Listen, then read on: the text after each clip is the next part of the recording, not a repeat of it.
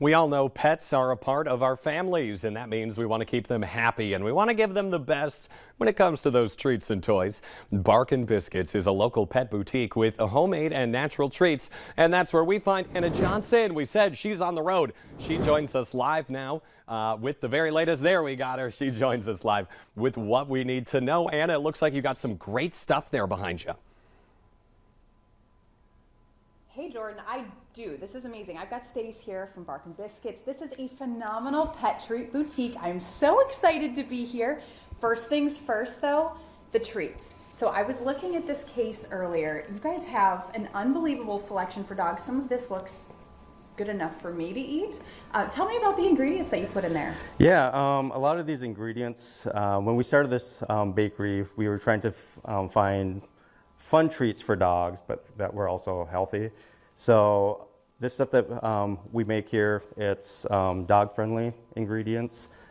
We use a lot of the products would be like bananas, blueberries, peanut butter, bacon type things just to flavor them, but there's no sugars or anything like that. So they're healthy treats for dogs, but they're fun for owners to come in and look at them and buy them. So. And you said one of your best sellers is the Woofles. Yes. Which you put strawberries in. Yeah, we have a variation of the Woofle. We'll do like a, 1 week we'll do a bacon blueberry, a bacon maple.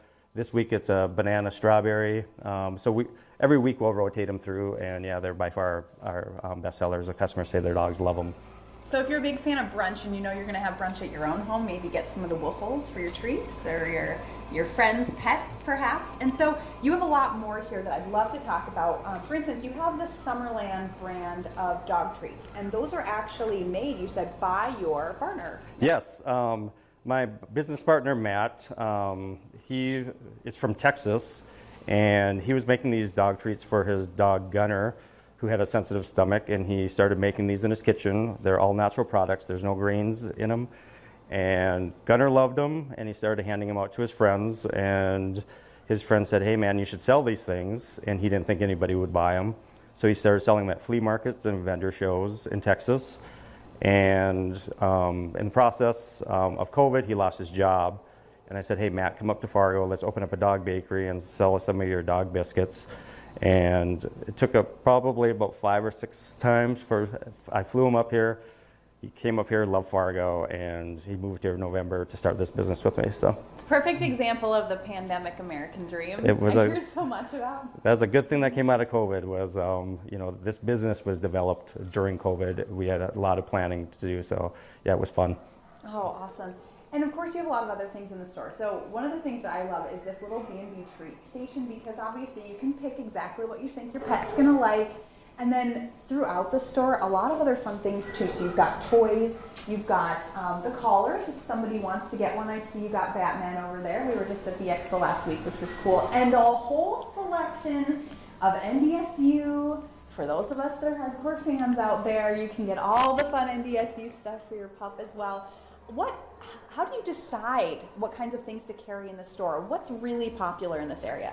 Before we opened this up, we traveled around the country and looked at other dog bakeries and boutiques, what they were carrying and what was kind of unique. Of course, NDSU, we've got so many fans in Fargo that love the bison, so we wanted to carry stuff like that would people could get it here. The other items that we picked, we wanted unique items that were fun for people. A lot of the we have the human area back there, but a lot of the items that we carry goes back to a cause. So a particular line may go back to a dog rescue organization. It may go back to training canine dogs down in Atlanta. So we're trying to find products that tie back to the pet community somehow, that the money goes back. The bandanas are new. We just signed up a new vendor he's from Jamestown. He's a 15-year-old. His company, he just started in October.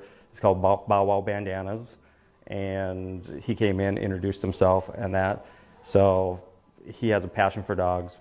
That's a brand new thing that we just started carrying this Saturday. So I love that. So not only did Matt get his pandemic American dream, you're helping other entrepreneurs as well. Exactly. Do that, and then also making sure that a little bit goes back to pets. That's yes. wonderful. Yes. Oh, I love that. Okay, so I'm curious. Now I know you have dogs. And you and I had talked a little bit before, and you said they love everything here. But is there anything in particular that when pups come in or when people come in, they're a big fan of? I think you mentioned birthdays Yep. are a huge thing. Well, when we created this, we wanted to create an environment where people had a feeling coming in. So a lot of the stuff that we created here, like with the displays, the first thing we wanted people to do when they came in, it was like a wow factor or brought back a memory. So we work with Antique Addictions out at university. They brought in a lot of this, introduced us to a lot of these displays. So we wanted that wow factor first, and then the other things that we were bringing in, it's people come in on for their dogs' birthdays. Every single day we have people coming in for birthdays, supplies for their dogs. We've got the Gotcha Day cookies. So for dogs that were adopted or rescued on that day, owners celebrate that day, so they come in and get you the Gotcha Day cookies. But there's so many different, Valentine's Day, Easter, all those dog owners, pet owners celebrate those days with those dogs just like they were their own kids. So they come in and buy this stuff for those special holidays. Oh, I love that. And you guys know I have Gus at home, and I'm sure I'm going to be bringing home a treat for him as well. So thank you so much, Stace. This is Yes. amazing. If you want to get out to Barkin' Biscuits, very easy to find. It's kind of on that side road that goes under I-29, a little bit by Fleet Farm, 40th Avenue. Very easy to find. Just look up the address. I'm sure you can get over here. Super easy. And then you're online as well. Yes, we're online, and one of the things we do, you can place an order. We will deliver in the Fargo-Moorhead area. And what some other people do, they'll place an order and we bring it right next door when their dogs are boarding. When they're on vacation, they place an order. We run it next door to the dog. It's boarding, and it makes them feel good that they're on vacation having fun, and the dog's having fun here also. I love that. You can send your pup a treat while they're boarding. Yes. Oh, awesome. Well, thanks so much, Stace. Again, make sure you stop over to Barkin' Biscuits for all of this fantastic, very locally made, wonderful stuff. Thanks again. Yes, thank you. Absolutely. And stay with us. We have a lot more really fun North Dakota coming up after the break. Biscuits, thank you. And we will be talking to Mike Morkin live from Washington, D.C. with Honor Flight right after this.